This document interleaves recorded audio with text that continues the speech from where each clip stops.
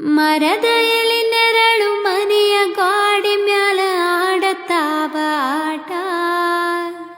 ಮರದ ಎಲಿ ನೆರಳು ಮನೆಯ ಗಾಡಿ ಮ್ಯಾಲ ಆಡತಾವ ಆಟ.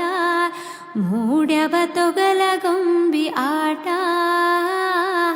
ಕರುಳ ಬಳ್ಳಿಯ ಹೋ ಕರುಳ ಬಳ್ಳಿಯ ಹೋ ಕರುಳ ಬಳ್ಳಿಯ ಕಥೆಯ ಹೇಳುತ್ತಾವ ನೋಡ್ರಿ ಶಾಂತ ಚಿತ್ತ.